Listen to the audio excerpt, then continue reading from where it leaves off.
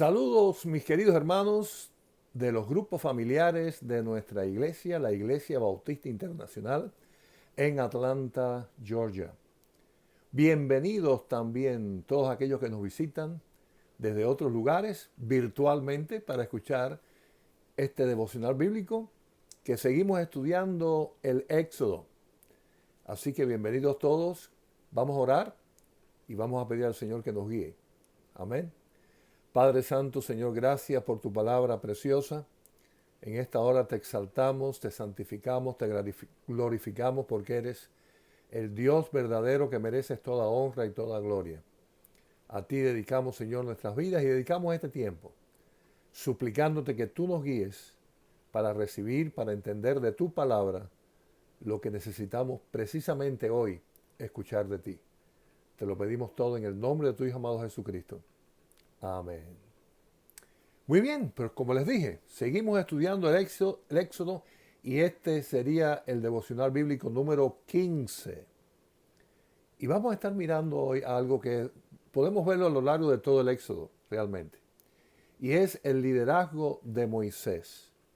Y ver qué gran líder Dios escogió para guiar al pueblo en toda esta trayectoria.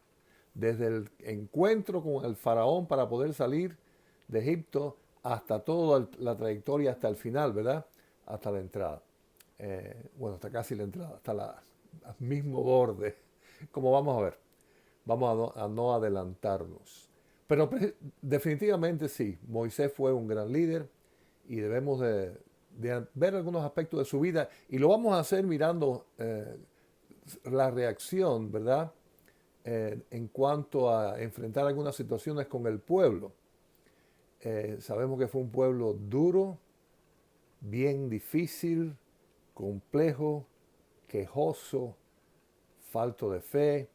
Bueno, una lista larga de situaciones con el pueblo de Israel que este líder tuvo que enfrentar.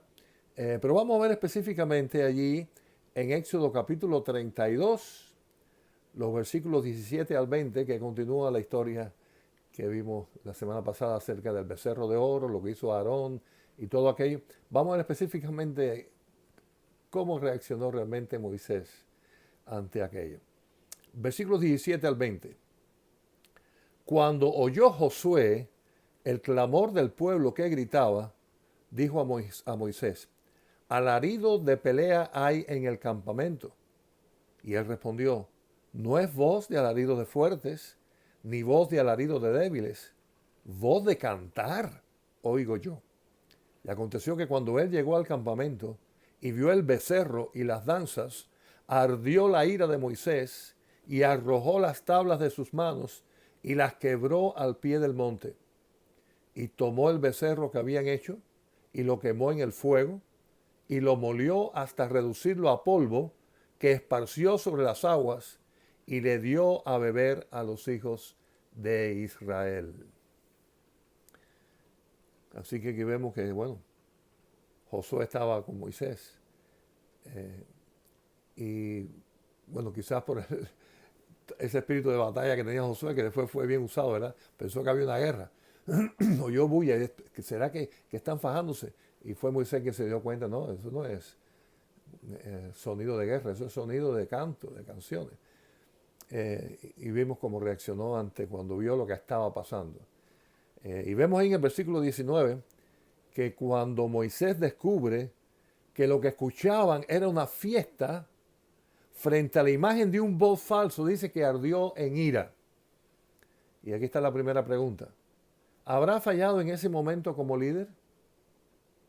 Moisés dice que ardió en ira. ¿Qué creen? Bueno, yo creo que aunque es verdad que un líder debe mantenerse en control de su temperamento todo el tiempo y no dejar que la ira lo ciegue, realmente airarse en contra de lo mal hecho no es pecado. Eso demuestra realmente lo que hay en el corazón. Creo que todo lo contrario, la indiferencia hacia las cosas mal hechas y estar como que conmigo, eso no es conmigo, eso sí es problema. Y me baso en esto también recordando a la persona del Señor Jesucristo. ¿Recuerdan cuando él vio que habían hecho del templo una cueva de ladrones, los negocios que habían allí, él se puso bien airado y sacó a la gente con un látigo y viró las mesas. Vaya, fue una ira fuerte. Y el Señor nunca pecó. Quiere decir que realmente sí, airarse por cuestiones correctas cuando se están haciendo mal las cosas, bueno, pues no está mal. El líder no puede, como decimos en mi país, tener guarapo en las venas, como que no, todo es tan apacible que pueden hacer cosas malas que él no se inmuta. Realmente no es así.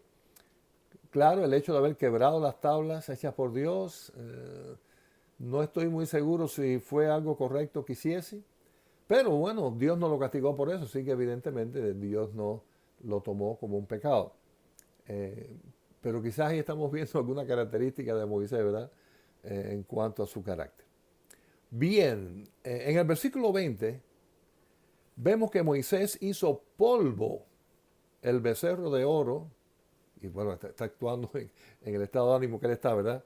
Y lo echó en el agua, hizo que bebieran aquella agua, como que se tomaran el polvo que habían del becerro de oro, de la imagen del Dios falso que habían hecho. La pregunta 2 es, ¿habrá actuado bien como líder Moisés haciendo eso? Bueno, otra vez, no veo que Dios le llamara la atención por eso. Pero como líder, tomar la iniciativa, el liderazgo de destruir lo que habían hecho mal y después darle una enseñanza, un escarmiento al pueblo y hacerlo tomar aquello, bueno, creo que sí, que fue sabio que el pueblo sufriera algunas consecuencias del mal que habían hecho. Y él como líder está tomando su posición de liderazgo, de firmeza. Primero romperlo, acabar con aquello, no admitirlo. Y después castigar de cierto modo a la gente. Ahora, vamos a ver en la pregunta 3, vamos a aplicar esto a nuestros días. ¿Creen ustedes que en el liderazgo como padres en el hogar se podrá aplicar esta acción de Moisés? De alguna manera, nosotros como padres, sobre todo cuando hay niños pequeños, ya los míos se fueron, ahora les toca a ellos tomar ese tipo de disciplina, pero ¿creen ustedes que se puede aplicar esa enseñanza? Yo creo que sí, aunque no creo que es sabio abusar de los hijos y hacerles quizás tragar algo porque hicieron mal. Eh, pero nuestros hijos deben aprender que desobedecer trae consecuencias, que es la enseñanza que creo está Moisés dándole aquí al pueblo. Hay consecuencias. Y tienen que tomarse eso, y tienen que beberse esos dioses y el oro que gastaron aquí. Y nuestros hijos deben igualmente saber que cuando hacen algo malo, cuando hay desobediencia, cuando hay cosas mal hechas, eso trae consecuencias y por consiguiente lleva consigo un castigo. Estoy muy convencido de que cuando enseñamos de esa manera a nuestros hijos, vamos a evitarle muchos problemas en el futuro, incluyendo problemas legales. Quien se acostumbre a que puede hacer malas cosas siendo niño y que no trae consecuencias, puede después pensar que puede faltar a la ley sin que hayan consecuencias. Yo creo que las cárceles están llenas de muchas personas que cuando niños no fueron disciplinados y que cuando niños nunca se les enseñó que cuando se hace algo malo trae consecuencias y el castigo justo es bueno, es saludable, es formativo. Es más, ellos lo necesitan y lo esperan. Creo que cuando un niño no es disciplinado, ellos sienten que no se les quiere. Aunque protesten, aunque pataleen, lo que sea, cuando sienten que hay disciplina, ellos reconocen que alguien se ocupa de ellos, que alguien les quiere y alguien quiere que sean hombres y mujeres de bien en el futuro. ¿De acuerdo? Padres que estén ahí, padres de niños pequeños, ¿escucharon? Pregunta 4, y la pregunta 4 es que ustedes me digan si analicen si esta afirmación es correcta o no. Y la afirmación es la siguiente. Aunque la acción de Moisés como líder ante el pueblo pudo estar justificada, los líderes actuales de la iglesia, incluyendo el pastor, deben de actuar con sabiduría para no extralimitarse en su autoridad. No estamos poniendo en duda de que lo que hizo Moisés fue correcto. Pero lo que está diciendo esta afirmación, que teniendo eso como ejemplo, los líderes, en este caso los pastores de las iglesias, no deben tomar eso como ejemplo y extralimitarse en su autoridad. ¿Cree que es correcta esa afirmación? Yo creo que es correcta. ¿Por qué? Porque en la iglesia la máxima autoridad sigue siendo el Señor y la palabra. No es el pastor ni un grupo de los líderes. Creo que una posición tan rigurosa de sometimiento a los demás y lo que yo digo hay que hacerlo y ahí tienen que parar esto y hacer lo otro, puede ser más dañino. Debemos recordar que estamos bajo la gracia del Señor y aunque definitivamente sí, en la iglesia bíblicamente también se aplica disciplina cuando una persona es reincidente en el pecado y después de hablar con ella en privado no arregla el asunto y después de haber hablado con un testigo tampoco se arregló el asunto. Como tercera opción se lleva disciplina, a pesar de que eso es cierto. Lo cierto es que el espíritu de la iglesia no debe ser espíritu de juicio, ni de un pastor que es un policía atrás de la gente, sino que debe de existir un espíritu de amor, lo cual no quiere decir tolerancia al pecado, pero sí tolerancia a las características y a los errores, de los defectos de los hermanos. No somos perfectos. Y aceptar nuestras imperfecciones no quiere decir que vamos a aceptar nuestros pecados. Quiere decir que vamos a ser pacientes. Quiero recordarles Santiago 5:16. Confesaos vuestras ofensas unos a otros y orad unos por otros para que seáis sanados. La oración eficaz del justo puede mucho. El espíritu de la iglesia, más que de juicio y más que de rectitud, estoy hablando no de aspecto moral, no estoy hablando de aspecto espiritual. Ahí sí hace falta rectitud y ser bien ortodoxos en seguir las enseñanzas y la doctrina bíblica, la sana doctrina. No me estoy refiriendo a eso, me estoy refiriendo al trato de los hermanos, a la forma en que nos llevamos unos con otros. Esa forma autoritaria de algunos pastores, y tienen la posición de ellos como de mando, cuando la posición de un pastor es de servicio, tal como hizo Jesucristo, debe estar presente. Y no debemos de olvidar nunca eso. Yo creo que lo que tratamos de enseñar es que esta posición y esta actitud estricta y tan rígida de Moisés fue justificada en un momento así, pero ninguno de nosotros somos Moisés para estar quizás siendo tan estrictos, pero al mismo tiempo sí debemos de manifestar el amor entre los hermanos y priorizar atendernos los unos a los otros y orar los unos a los otros, que es lo que Santiago está aquí diciendo. ¿Está bien así? Muy bien, seguimos. Éxodo 32, seguimos en los versículos 31 al 32. Entonces volvió Moisés a Jehová y dijo, te ruego, pues este pueblo ha cometido un gran pecado, porque se hicieron dioses de oro, que perdones ahora su pecado, y si no, ráeme ahora de tu libro que has escrito. Yo creo que podemos ver aquí en el liderazgo de Moisés que él lleva las cosas hasta la tabla, hasta las máximas consecuencias. Aquí está clamando, intercediendo por su pueblo, porque lo que está diciendo es que si no le perdona al pueblo, que no lo perdone él tampoco. Que si va a desechar al pueblo, lo deseche a él también. Él va a estar con su pueblo hasta el final. Está fuerte, ¿no? Pregunta 5. ¿Qué actitud como líder toma Moisés en este texto? Bueno, creo que ya lo dije. Intercesor por su pueblo. Es un líder que está dispuesto a sacrificarse por su gente. Un líder que ama a su gente a pesar de que son como son. Cuando un pastor lleva muchos años en un lugar, uno llega a amar a las personas aún con sus defectos. Y repito que no estoy hablando de pasar por alto pecados, inmoralidades, faltar a la doctrina. No estoy hablando de eso.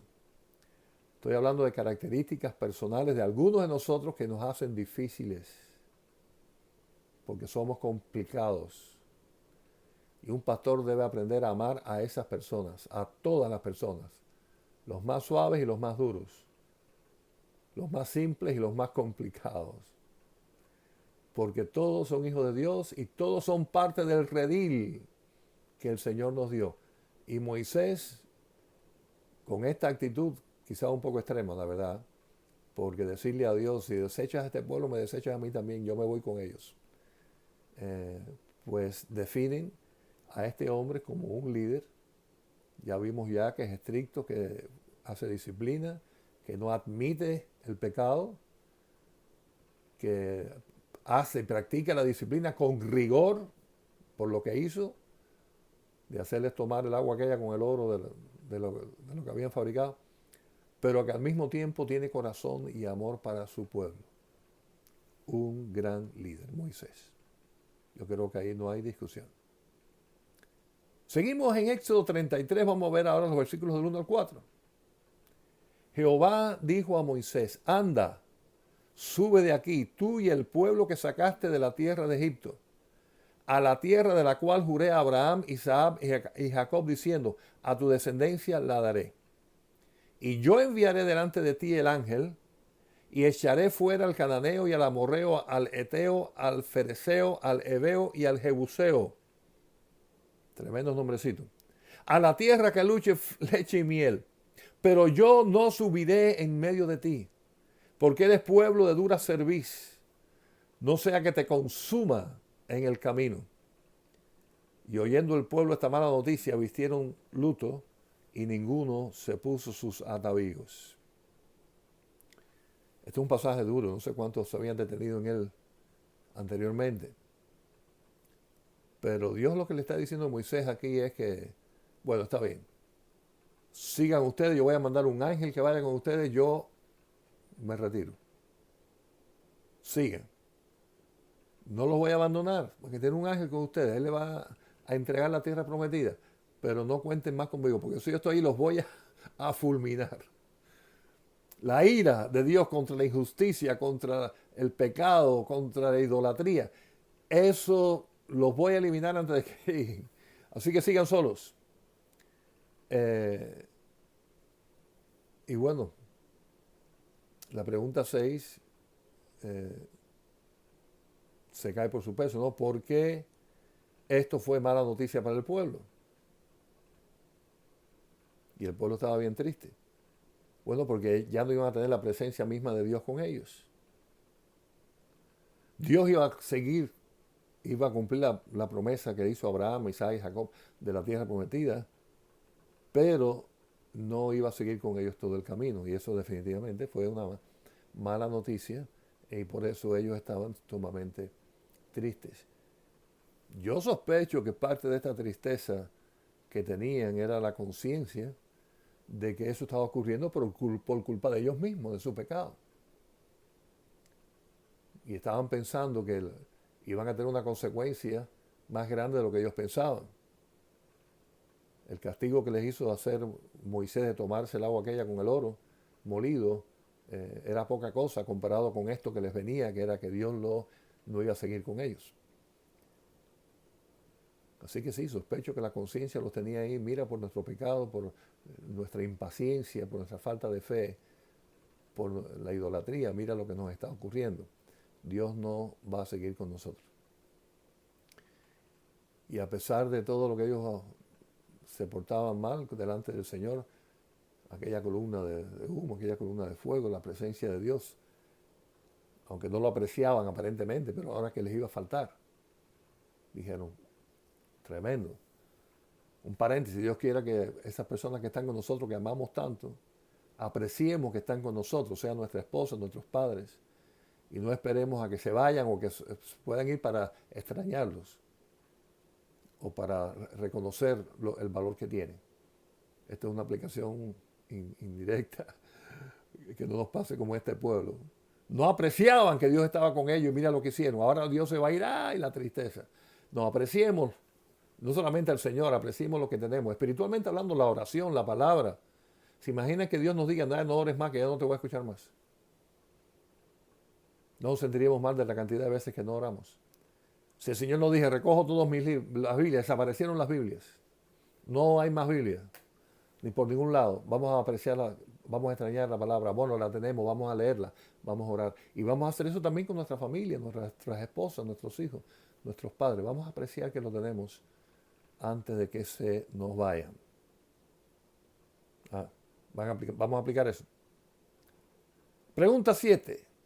¿Por qué nosotros como iglesia sabemos que Dios está con nosotros? Dios estaba con el pueblo y era evidente, ¿no? Los milagros que hacía, visibles. Le hablaba a Moisés, así, había manifestaciones reales ahí. Bueno, son reales las de antes y las de ahora, pero quiero decir, visuales de que Dios estaba ahí con ellos. Y ahora no tenemos esas cosas. Tan visuales así, de que vamos al culto y aparece una columna de humo, una columna de fuego. Pero ¿por qué estamos seguros de que Dios sí está con nosotros? Bueno, es una respuesta fácil, ¿verdad? Para los que somos cristianos, porque el Señor lo prometió. No se trata de que lo sentimos o no, sino se trata de que es una promesa.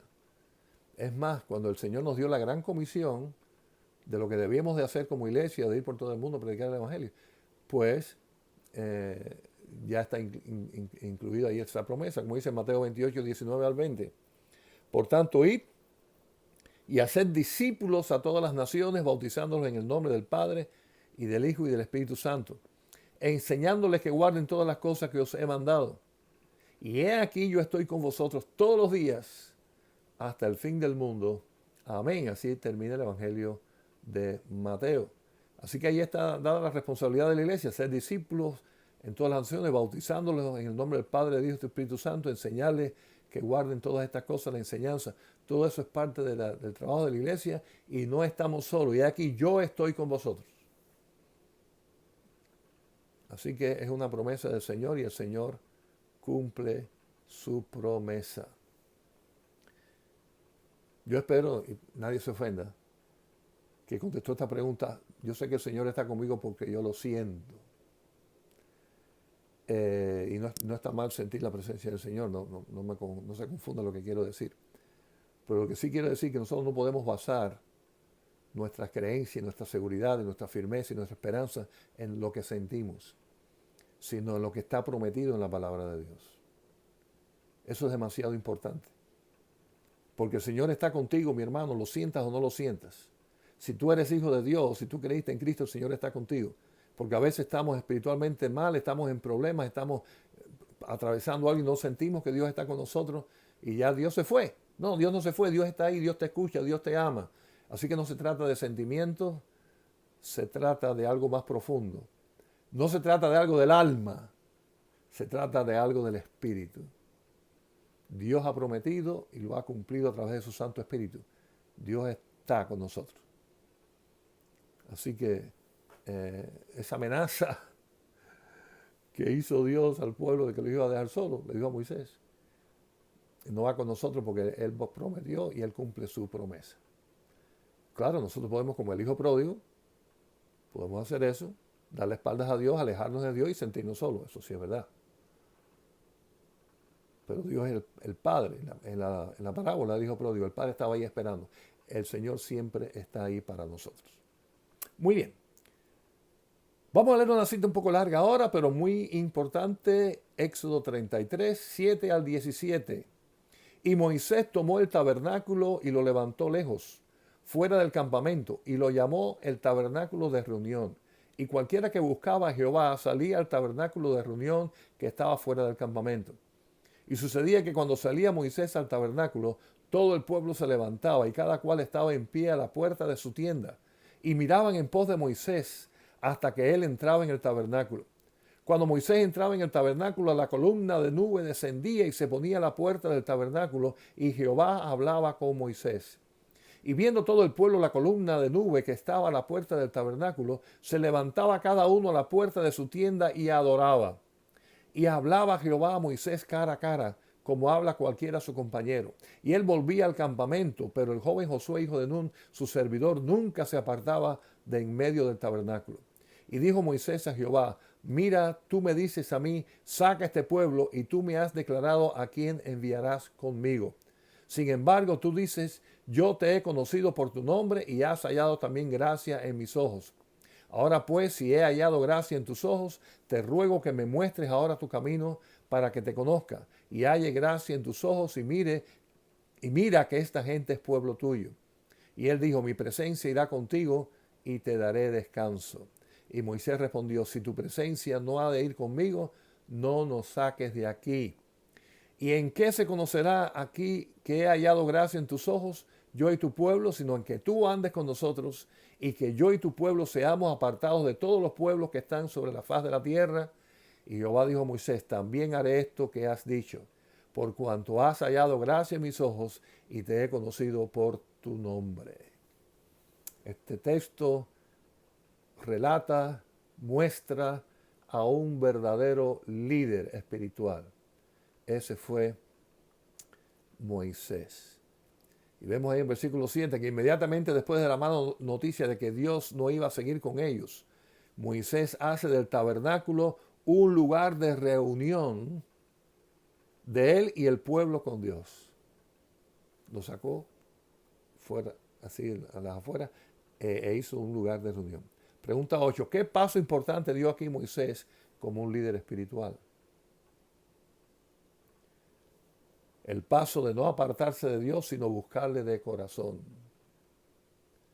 Y haciendo esto y buscando un lugar de reunión, de conexión del pueblo con Dios, se convirtió en un instrumento para que ese pueblo pusiese a Dios en su lugar.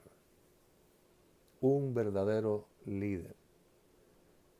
Así que de aquella mala noticia el pueblo se entristeció, se deprimió, pero Moisés se mantuvo firme y empezó a actuar para buscar la presencia de Dios, no solamente él, sino todo el pueblo, para que el pueblo se congregara y buscara en la presencia del Señor.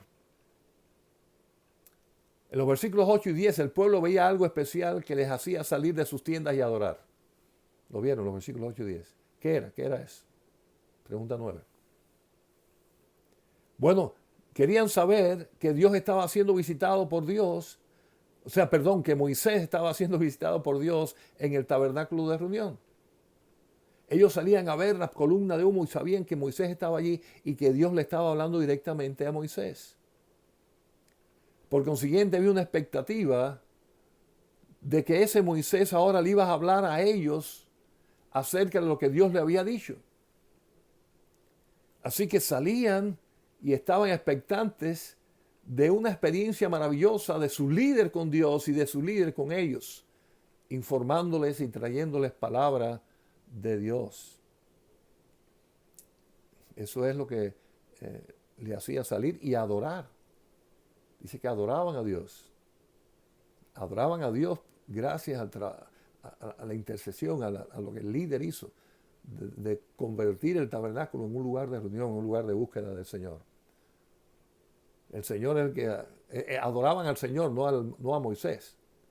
Pero fue Moisés quien promovió, quien actuó, quien lo hizo de esa manera un gran líder, definitivamente. Pregunta 10. ¿Cómo un buen líder espiritual en estos tiempos puede influenciar a la iglesia para que adore de corazón al Señor? ¿Cómo puede imitar a Moisés en eso? Fíjense lo que él hizo y el pueblo adoró al Señor. ¿Qué podremos hacer los líderes espirituales actualmente? Bueno, cuando la iglesia sabe que su líder le va a compartir palabra de Dios y no que va a traerle un discurso con sus propias ideas. Está en moda ahora muchos discursos positivos y pensando bien, donde la palabra de Dios prácticamente está ignorada o se usa como un apoyo para las ideas, para los pensamientos, para el discurso de la persona que habla. Creo que un líder espiritual igualmente puede lograr que la iglesia adore al Espíritu cuando sabe que realmente su pastor está buscando de Dios en oración, en la meditación de la palabra, y que cuando él regresa a ellos para compartirla, sabe que es de una persona que estuvo buscando eso de Dios en oración y sobre todo de la palabra de Dios. Viene con la palabra de Dios, cómo aplicarla, cómo esa palabra puede impactar en sus vidas. Por consiguiente, la honra sería para la palabra de Dios, no para el pastor, porque él viene con esa palabra. Y la honra y la adoración entonces es para Dios. Cuando se convierte todo en un discurso con sus propias ideas y sus tremendas iniciativas, bueno, la gloria posiblemente sea para el orador. Pero de eso no se trata de un líder espiritual. Hay algo interesante que creo que ustedes quizás notaron en el versículo 11, y es que el joven Josué, como servidor, estaba ahí en el tabernáculo. Era el servidor, el ayudante de Moisés. La pregunta 11, ¿qué nos dice este hecho de Moisés como líder? Bueno, nos habla de que vemos un líder que se está ocupando de ayudar a una persona joven que va a ser su relevo. Y le está dedicando tiempo, lo ha convertido en su ayudante y Josué está creciendo espiritualmente, viendo a Moisés cómo actúa, cómo se relaciona con Dios, cómo se relaciona con el pueblo, las decisiones que toma. Y él está ahí aprendiendo. ¿Y está dónde? En el tabernáculo. Así que está aprendiendo de Moisés, pero está buscando de Dios, está creciendo espiritualmente. Y sabemos, vamos al final de esta historia del Éxodo, cuán importante fue esto para Josué, porque no fue Moisés, fue Josué quien entró el pueblo a la tierra prometida. Así que él fue el relevo perfecto. Un gran hombre, Josué. Pero fíjense cómo desde joven ya él se estuvo perfeccionando, buscando de Dios, y ahí la mano de Moisés estuvo presente como su maestro, como su líder. Vamos a ver como pregunta, la pregunta 13, otra afirmación, a ver qué creen ustedes de ella. ¿Okay? Así que atiendan. El poder de una iglesia no se encuentra en sus buenos programas y recursos, sino en que realmente la presencia del Señor esté con ellos. Bueno, no, se cae de la mano, ¿verdad? Claro que lo más importante de una iglesia es que realmente sí la presencia de Dios esté allí. Quiere decir que se ora, se predica, se busca, se ministra a las personas necesitadas, se hacen las misiones. Quiere decir que todo realmente, que todos los pasos que se den es buscando la voluntad de Dios en oración y cumpliendo lo que el Señor nos haya mandado hacer. Quiere decir que cuando todas las decisiones que se tomen sean parte de cumplir y alcanzar una visión que la iglesia tenga, que sea una visión conforme a la voluntad de Dios. Y eso, bueno, la pregunta que viene ahora 14, vemos que Moisés lo tenía claro. Dice, ¿qué podremos ver en el versículo 16 que demuestra que Moisés tenía clara la visión que Dios tenía para él y el pueblo? ¿Qué vemos allí en el versículo 16 que demuestra eso?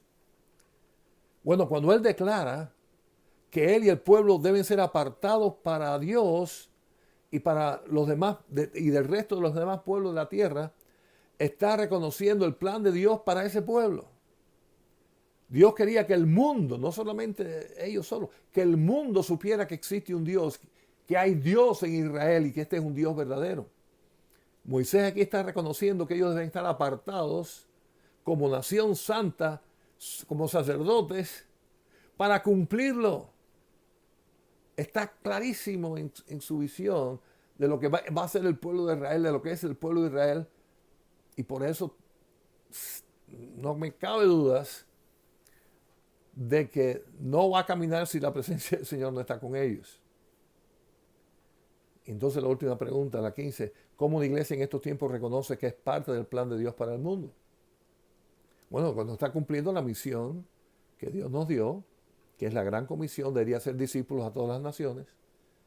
Y cuando la visión de la iglesia, que debe coincidir con la visión del pastor, lógicamente, la visión de la iglesia es ser una iglesia que haga eso. Que sea una iglesia que discipula, que envía, que hace misiones, que ministra. Sí, que adora al Señor, que alaba al Señor. Todas estas cosas. Pero la visión de la iglesia tiene que ser esa iglesia y alcanzar a ser esa iglesia que cumple la misión al máximo. También definitivamente fuimos separados como nación santa, pueblo adquirido por Dios, con una misión que cumplir. Moisés la tenía clara. En estos tiempos la iglesia de Cristo debe tenerla clara. Moisés la tenía clara para el pueblo de Israel. Nosotros tenemos que tenerla clara para la iglesia de Jesucristo. Dios tenía una misión específica para el pueblo de Israel. Dios tiene una misión específica para su iglesia. Y nosotros tenemos que estar claros en eso. Toda la iglesia, pero sobre todo el líder. Moisés estaba claro, cada pastor de su iglesia tiene que estar claro. Así que como conclusión queremos llamar a todos los hermanos, y si hay algún pastor mirando esto, a orar para que todos nosotros busquemos realmente del Señor para ser el líder espiritual que Él quiere y que la iglesia necesita. Que todos los hermanos puedan reconocer en la predicación del pastor sobre todo la palabra de Dios. Que reciban sana doctrina, no adulterada por los pensamientos de ningún hombre, sino tal y como está enseñada en la palabra. Y debemos de orar porque nuestra iglesia y que cada iglesia tengan esa visión clara acerca de la iglesia que debemos ser conforme a la palabra de Dios, conforme a la voluntad de Dios. Y que esa esperanza permanezca para siempre en nosotros, de cumplir bien y esperar las promesas del Señor para una iglesia que cumple. Así que Dios les bendiga, oremos en esa dirección y bueno, apoyen a sus líderes en oración sobre todo, para que nosotros podamos cumplir bien, tal y como lo hizo Moisés. Dios les bendiga.